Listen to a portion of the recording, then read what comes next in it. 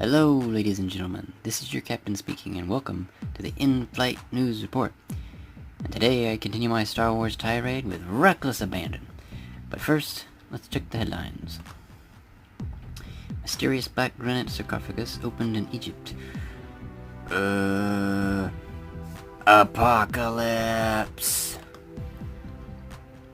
Airbus beluga whale takes flight for the first time. Hang on, I've got the perfect response for this. Oh, Hillary. Again.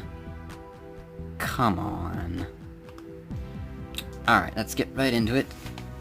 And the accusation of bigotry.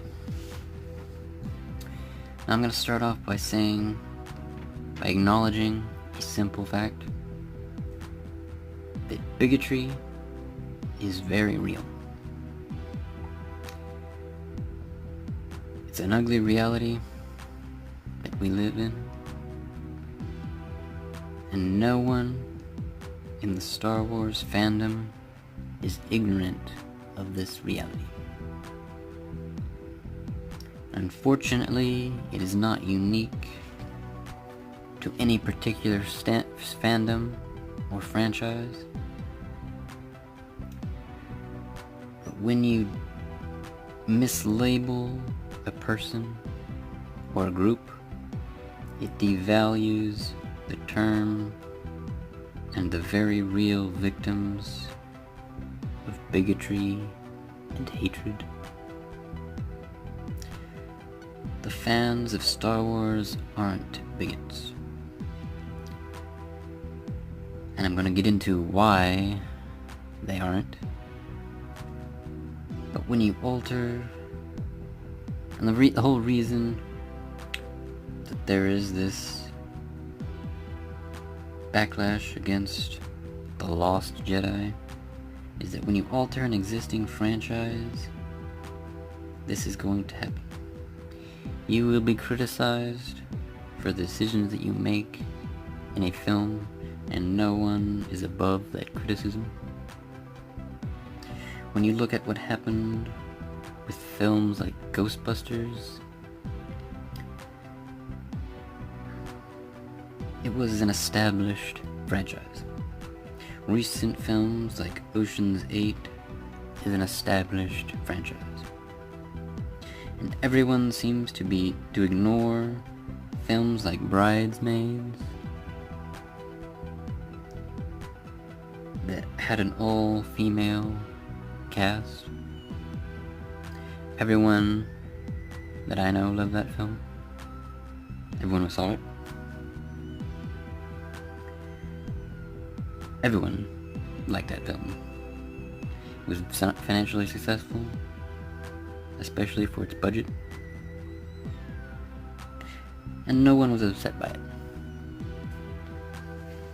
There was no large criticism of that film. And let's not forget that The Force Awakens was led by a woman. Rogue One was led by a woman. Both were very diverse films. They had a number of actors that were not straight white men. All the major characters of Rogue One were not. Those films did not get this reaction. The reaction that The Lost Jedi received. Not to mention that the original trilogy and the prequels were very diverse, especially for the time. And they were not largely criticized for any lack of diversity, because they were diverse. So in conclusion, my conclusion, Star Wars fans aren't bigoted. They can't be, because they've been around with this film, this 40-year franchise, with all of these films, Rogue One and The Force Awakens, and most people enjoyed them. Largely, they were enjoyed. So, it makes no sense when you make this accusation falsely, I would say, because you're taking a diverse franchise and saying, oh, it's too diverse now. That doesn't make any sense. Makes no sense. Alright, that's enough for me. If you enjoyed this video, please like it.